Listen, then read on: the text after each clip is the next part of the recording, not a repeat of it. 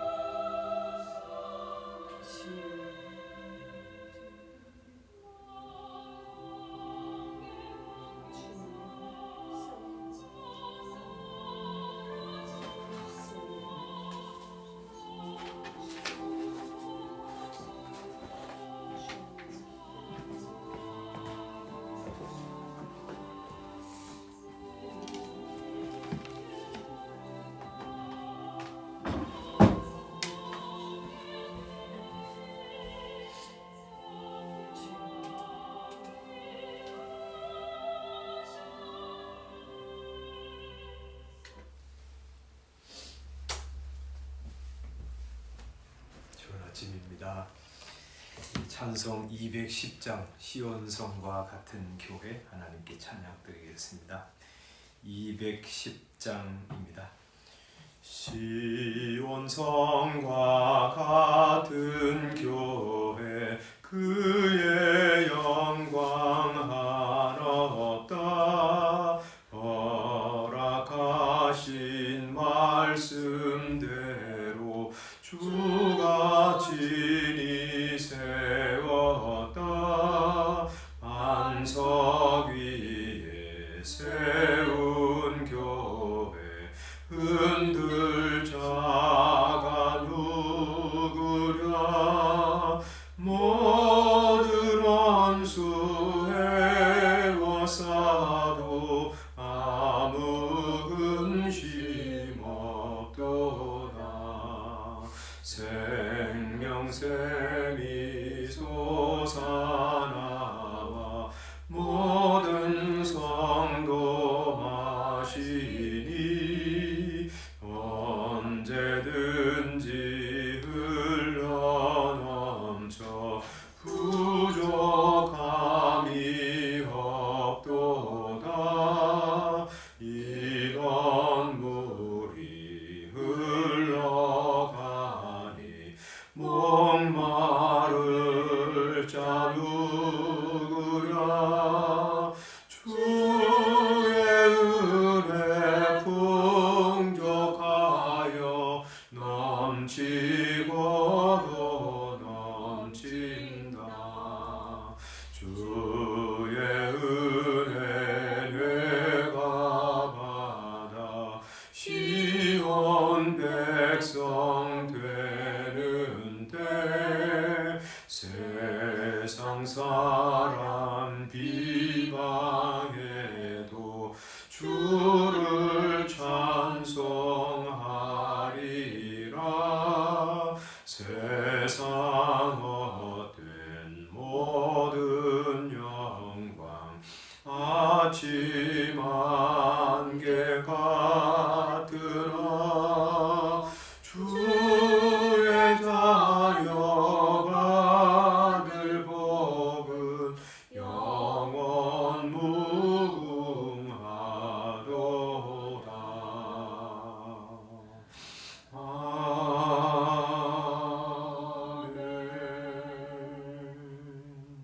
아멘. 하나님 말씀 사도행전 12장 말씀입니다. 사도행전 12장 1절부터 24절 말씀까지 함께 읽겠습니다.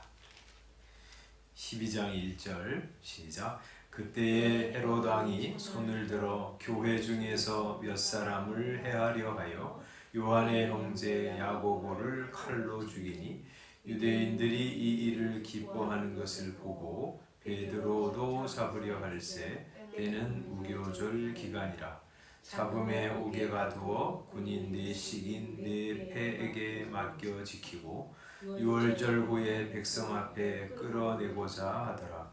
이에 베드로는 옥에 갇혔고 교회는 그를 위하여 간절히 하나님께 기도하더라. 헤롯이 잡아내려고 하는 그 전날 밤에 베드로가 두 군인 틈에서 두 쇠사슬에 매여 누워 자는데 하수꾼들이 문 밖에서 옥을 지키더니 호련히 주의 사자가 나타나매 옥중에 광채가 빛나며 또 베드로의 옆구리를 쳐 깨워 이르되 급히 일어나라 하니 쇠사슬이 그 손에서 벗어지더라. 전사가 이르되 띠를 띠고 신을 신으라 하거늘 베드로가 그대로 하니 천사가 또 이르되 겉옷을 입고 따라오라 한데 베드로가 나와서 따라갈새 천사가 하는 것이 생시인 줄 알지 못하고 환상을 보는가 하니라. 이에 첫째와 둘째 파수를 지나 시내로 통한 쇠문에 이르니 문이 저절로 열리는지라. 나와서 한 거리를 지나매 천사가 곧 떠나더라. 이에 베드로가 정신이 들어 이르되 내가 이제야 참으로 주께서 그의 천사를 보내어 나를 헤롯의 손과 유다 백성의 모든 기대에서 벗어나게 하신 줄 알겠노라 하여 깨닫고 마가라 하는 요한의 어머니 마리아의 집에 가니 여러 사람이 거기에 모여 기도하고 있더라. 베드로가 대문을 두드린데 로데라 하는 여자아이가 영접하러 나왔다가 베드로의 음성인 줄 알고 기뻐하여 문을 미처 열지 못하고 달려 들어가 말하되 베드로가 대문 밖에 섰더라 하니 그들이 말하되 네가 미쳤다 하나 여자아이는 힘써 말하되 참말이라 하니 그들이 말하되 그러면 그의 천사라 하더라.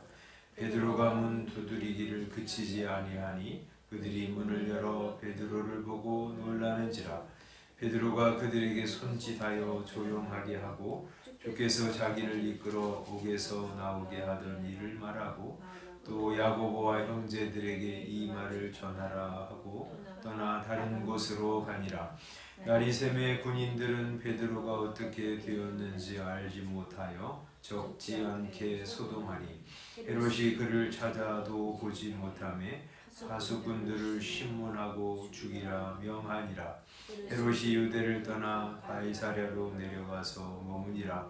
헤롯이 두로와 시돈 사람들을 대단히 노여워하니 그들의 지방이 왕국에서 나는 양식을 먹는 까닭에 한 마음으로 그에게 나와 왕의 침소 맡은 신하 블라스도를 설득하여 화목하기를 정한지라. 헤롯이 나를 택하여 왕복을 입고 단상에 앉아 백성에게 연설하니 백성들이 크게 부르되 이것은 신의 소리요 사람의 소리가 아니라 하거늘 헤롯이 영광을 하나님께로 돌리지 아니하므로 주의 사자가 고치니 벌레에게 먹혀 죽으니라. 하나님의 말씀은 흥왕하여 더하더라. 아멘. 사도행전은 이제 전체가 사도행전 1장 8절 말씀에 이렇게 우리 성취로 되어 있습니다. 1장 8절 뭐라고 말씀하죠? 오직 성령이 너희에게 임하시면 너희가 권능을 받고 예루살렘과 온 유대와 사마리아와 땅 끝까지 이르러 내 증인이 되리라. 그렇게 말씀하시잖아요. 그 구조대로 이제 이 사도행전이 구성이 되어 있어요. 그래서 이제 1장, 2장은 오직 성령이 임하시면 너희가 권능을 받고에 대한 그런 이 설명이고 성령님이 주시잖아요. 그래서 성령을 받아서 성령 충만할 때 그들이 권능을 받아서 복음을 전하기 시작합니다. 예루살렘과 할 때 3장부터 이제 시작되는데 온 예루살렘과 온 유대와 이렇게 말하잖아요. 3장부터 7장까지가 바로 이제 예루살렘과 유대의 복음이 전해지는 것을 이제 설명하고 있고요. 그 다음에 사마리아와 그렇게 이제 말씀하잖아요. 사마리아는 이제 8장에 사마리아 성에 가서 빌립이 복음을 전하고 사람들이 이제 복음을 전해가지고 거기 이제 예수 믿는 사람들이 생기고 교회가 세워지는 것을 기록하고 있습니다. 그 다음에 이제 땅 끝까지 이르러 이제 그렇게 말씀하잖아요. 8장 뒤에 보면 빌립이 이방 사람 에디오피아 내시에게 복음을 전해서 그가 세례를 받고 구원받는 것을 기록하고 있고요. 또 이제 이방이 이제 구원받으려면 어떤 사람이 이제 회개해야 되냐면 사울이라는 사람이 회개합니다. 그래서 9장에 사울이 회개하고 다메섹에 복음을 전하는 것을 기록하고 있고 또 10장, 11장에는 베드로 사도가 이방인이죠. 고넬료 백부장에게 복음을 전할 때 성령이 그와 그의 가족에게 내려서 하나님의 복음을 알고 구원을 받는 역사를 기록하고 있고요. 네, 이제 10장, 11장 그렇게 되어 있고 11장 마지막에는 스데반 때문에 핍박이 일어나서 이제 성도들이 여러 곳으로 흩어지는데 소아시아, 안디옥이라고 하는 곳에 가서 유대인에게만 아니라 헬라인에게도 복음을 전해서 거기 이방인 교회가 세워지는 것을 이제 기록하고 있습니다. 그리고 이제 한 장 넘어서 13장에는 안디옥 교회가 바나바와 바울을 이제 선교를 위해서 선교사로 파송해서 이 두 사람이 이제 가서 소아시아 또 나중에는 유럽 이런 데 가서 이제 복음을 전해 가지고 복음이 전 세계로 흩어져 퍼져 나가고 확장되는 것을 보여주거든요. 근데 이제 요 말하자면 이제 이 이방 선교를 위한 준비가 11장까지 다 이렇게 맞춰졌다 그러면 13장은 이방 선교가 본격적으로 시작되는 장이거든요. 근데 그 가운데 12장이 자리하고 있는 거예요.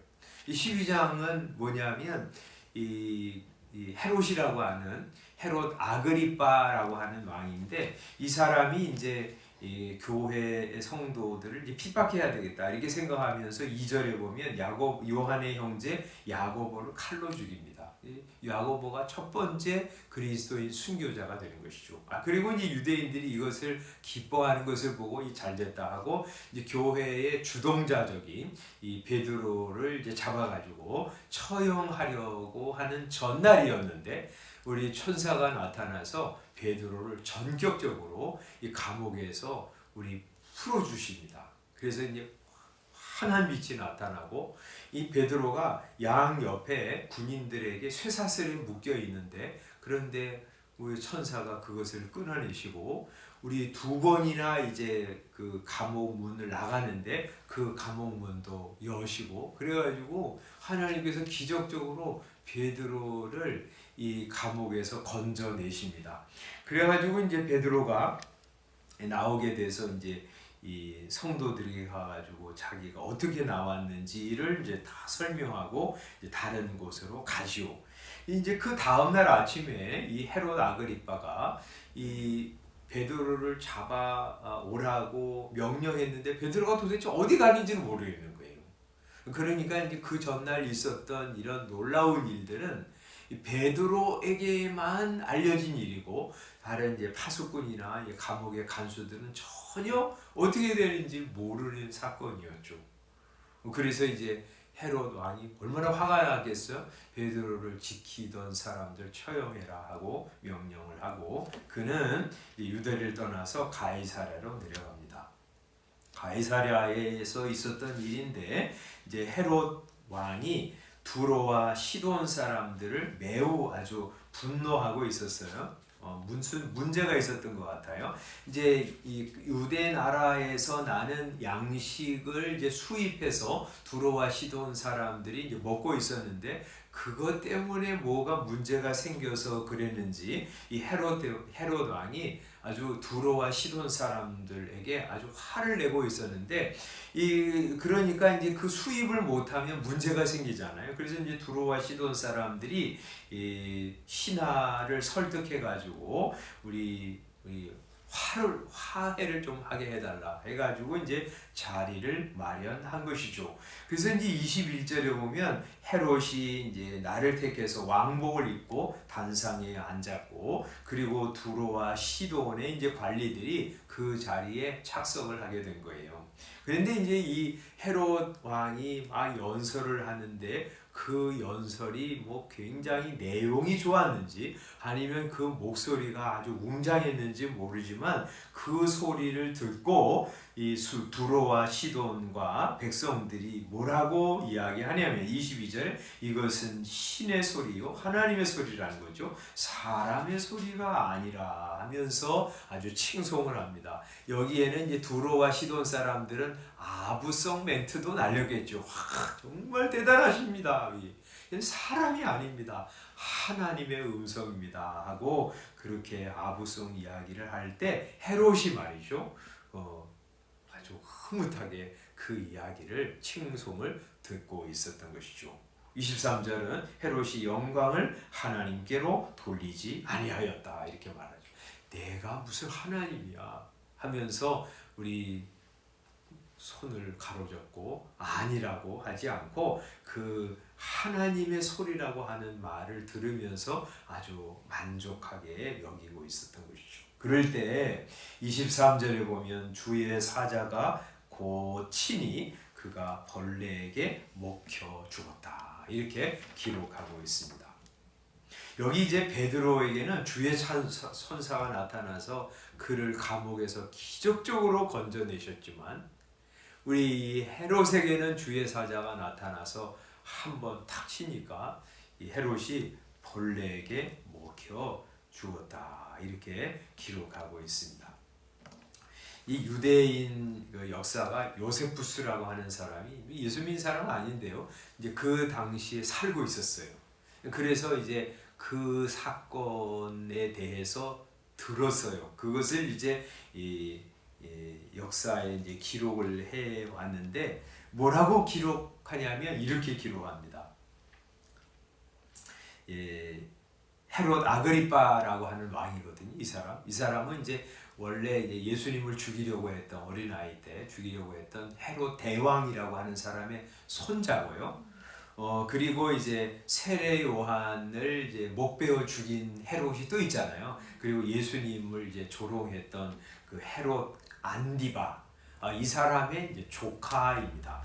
근데 이 사람이 이제 그 당시에는 유다 나라 전체를 다 통일해서 우리 다스리고 있던 왕이었는데 요세푸스가 이렇게 얘기합니다. 아그리빠는 헤롯 아그리빠가 은으로 만든 옷을 물결 치듯하며 극장 안으로 들어왔다. 그 은은 아침에 첫 햇살을 받아서 멋지게 번쩍거렸다. 그것을 보는 자마다 그 찬란함에 압도되어 경외심마저 느낄 정도였다. 아첨꾼들이 여러 가지 말로 그를 칭송했다. 그를 신이라고 불렀으며 우리에게 자비를 베푸소서. 이제까지는 당신을 사람으로 공경했으나 이제부터는 당신을 인간 이상의 존재로 여기겠나이다.